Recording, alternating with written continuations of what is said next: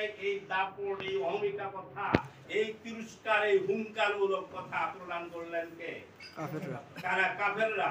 আজও বাংলার জমিনে আওয়ামী লীগ সরকার 2 দিন আগে বাংলার যে জামায়াত ইসলামের ফাঁসি দিয়েও যখন তাদেরকে দমানো যাচ্ছে না, নীরব নিস্তব্ধ করা যাচ্ছে না, তখন নিবন্ধন পর্যন্ত বয়কট করে দিল, বাতিল করে দিল, এমনকি সমূলে ধ্বংস করার চেষ্টা করছিল।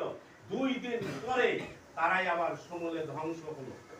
একটি কারণ, যে আমাদের আদর্শ থেকে যদি আপনি দূরে সরে যান, আমাদের মত, আমাদের যদি নিয়ম কানুন যদি না মানেন, তাহলে আমরা সবাই মিলে আত্মাকে দেশ থেকে বিতাড়িত করব।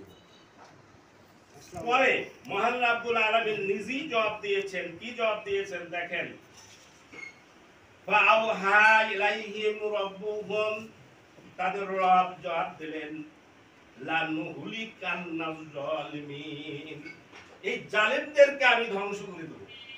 অবশ্যই আমি এই জালেমদেরকে ধ্বংস করে দেব। এখানে লাম তাকিদ, নুন তাকিদ, দুইটা তাকিদ একসঙ্গে ব্যবহার করা হয়েছে একটা শব্দে, যে অবশ্যই আমি তাদেরকে সমূলে ধ্বংস করে দেব। আয়াতের এই শব্দের সাথে মিল আছে কিনা?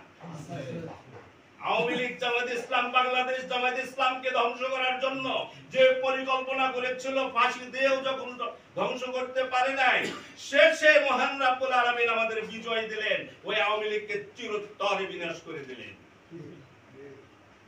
পরে মহান রাব্বুল আলামিন বলতেছেন কি? প্রতিষ্ঠিত করার কথা।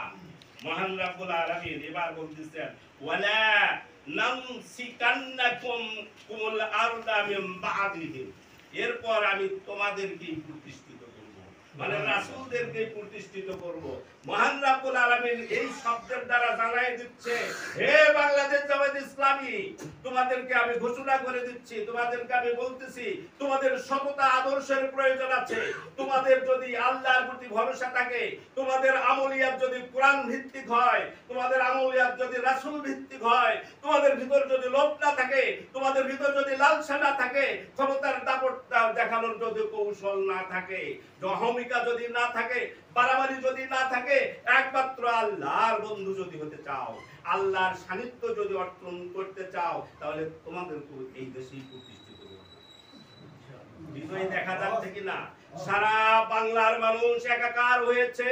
কাকে ক্ষমতা দিবে তারা চিন্তায় বিভোর হয়ে গেছে। তাদের ঘুম আসছে না, তাদের নিদ্রা আসছে না, তারা বিশ্রাম পাচ্ছে না, তারা শান্তি পাচ্ছে না। কার হাতে ক্ষমতা দিলে এই দেশটা নিরাপদ থাকবে? এদেশের মানুষ, জনগণ, এদেশের আপামর জনতা নিরাপদে ঘুরতে পারবে, বসবাস করতে পারবে, বাজার ঘাট করতে পারবে, নারী ধর্ষণ হবে না। এটা কাদের হাতে ক্ষমতা দেওয়া যায়?